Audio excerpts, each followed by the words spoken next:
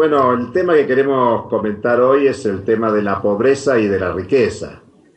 La discusión se planteó a propósito de los índices de pobreza y de indigencia que debió haber presentado el INDEC relativo al segundo semestre del 2013. Y la sorpresa fue que no aparecieron los datos del INDEC publicados como debían haberse publicado esta semana para los valores de diciembre del 2013. Y empezó un gran debate que obligó a que el INDEC pusiera una explicación en su página de internet, señalando que había problemas estadísticos, que no eran confiables los datos estadísticos y al mismo tiempo que no podían empalmar con las nuevas mediciones del INDEC.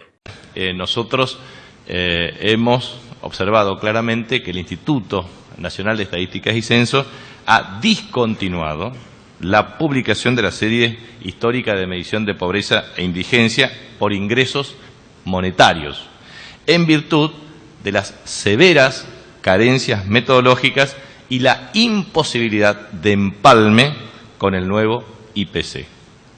Yo digo que el tema es curioso porque el INDEC dice que las estadísticas no eran confiables, que había problemas metodológicos, y al mismo tiempo el jefe de gabinete sale a señalar que ha habido una reducción drástica. Esa drástica reducción de la pobreza y de la indigencia remite a los elevados indicadores de pobreza y de indigencia que había en la crisis del 2001-2002. Recordemos que había 57% de la población bajo la línea de la pobreza. Nunca la Argentina había tenido ese nivel de pobreza.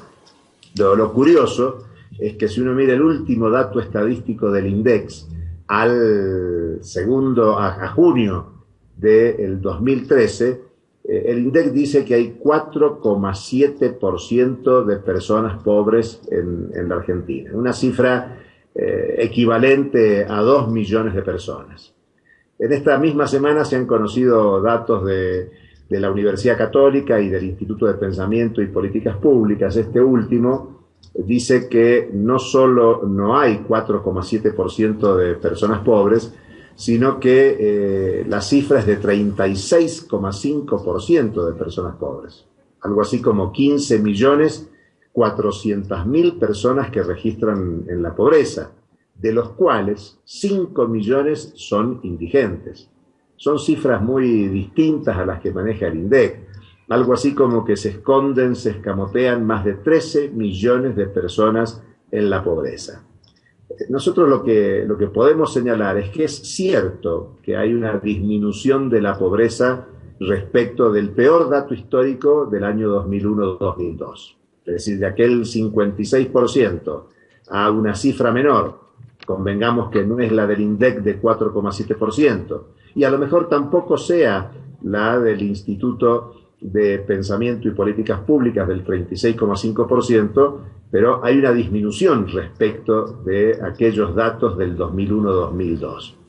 Pero ¿por qué se han reducido esos niveles? En buena parte tiene que ver con una política social masiva que se ha aplicado. Y yo insisto en que es política social masiva, no universal. Básicamente la asignación universal por hijos, que está en 460 pesos mensuales, y pensemos lo que esa cifra representa para satisfacer necesidades mensuales, o 2 millones de nuevas jubilaciones de personas que no habían hecho los aportes correspondientes históricamente, que perciben la mínima, y la mínima jubilatoria también está muy lejos de resolver la canasta básica. Entre 4 millones de asignaciones universales y 2 millones de nuevos jubilados, por pensar las políticas sociales más masivas que hay en la Argentina, estamos hablando de una intervención sobre 6 millones de personas.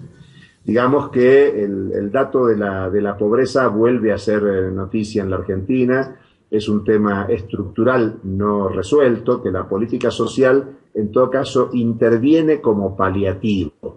Sirve para contener a la población empobrecida de la Argentina, pero no les permite salir de pobre, no permite salir de la indigencia.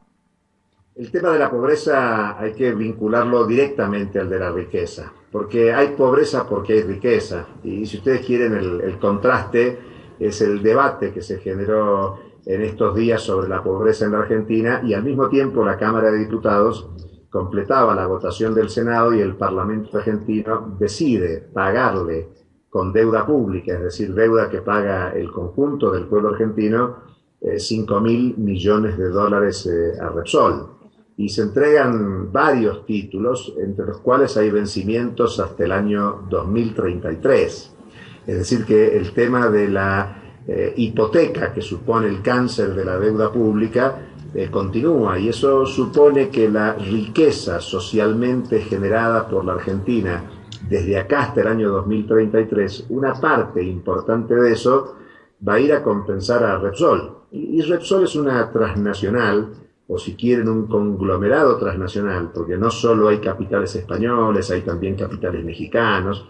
Es un conglomerado transnacional que depredó recursos naturales, significó el deterioro y disminución de las reservas que la Argentina tenía o tiene en petróleo y gas, significó una salida permanente de capitales como remesas de utilidades al exterior. Digamos que Repsol no contribuyó al desarrollo soberano de la energía, de la producción, de la calidad de vida en la Argentina, y el premio es que el trabajo socialmente generado por la Argentina para compensar la expropiación parcial de Repsol supone un desgranamiento con el compromiso de pago de títulos a Repsol. Y mencionamos esto porque YPF sigue siendo la principal empresa argentina.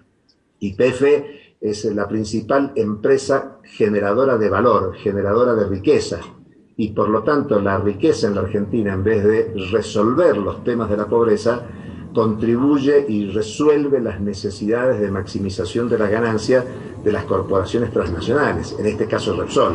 Pero no es solo Repsol.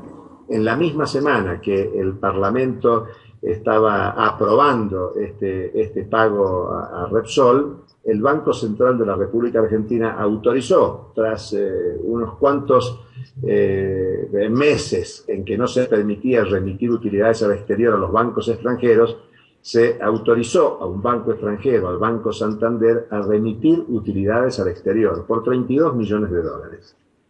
No son comparables 5.000 millones a 32, pero el ejemplo es importante.